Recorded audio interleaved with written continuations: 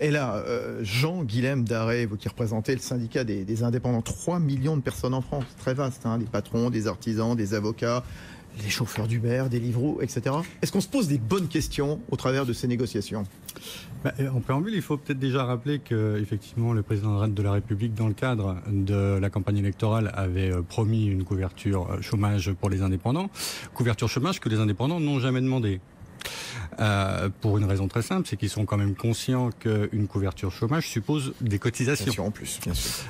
Or, les cotisations qui sont versées, cotisations sociales, qui sont d'ores et déjà versées par les indépendants, sont assez élevées.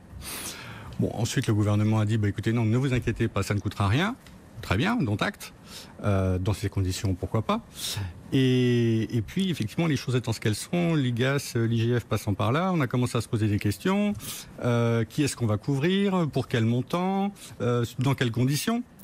Et à ce stade, je suis pas tout à fait d'accord avec vous quand vous dites les indépendants, ça va du chauffeur Uber, Deliveroo, jusqu'à l'avocat, etc.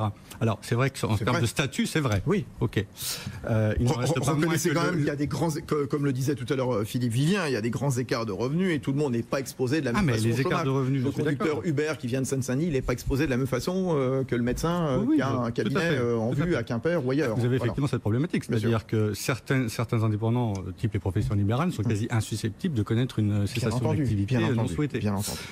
Vous avez effectivement ce qu'on appelle les travailleurs indépendants, économiquement dépendants, donc les chauffeurs, Uber, Deliveroo, etc., qui eux sont sous la coupe finalement d'une plateforme numérique et n'ont pas vraiment d'indépendance au sens économique du terme. Ils sont quasi salariés. D'ailleurs, le CAB, justement, la cour une juridiction a réintégré, a considéré qu'un chauffeur du CAB était un salarié en attendant une décision de la Cour de cassation. Allez-y. Oui. Et puis vous avez ce qu'on appelle l'entrepreneur individuel classique qui va effectivement mettre ses capitaux, son investissement personnel en vue de développer son entreprise. Donc ça, ce sont des éléments différents. Aujourd'hui, là où on en est, le risque, c'est qu'on se contente de protéger les travailleurs indépendants, économiquement dépendants, avec une augmentation indirecte des cotisations des indépendants au travers de la taxation des contrats courts. On en parlera peut-être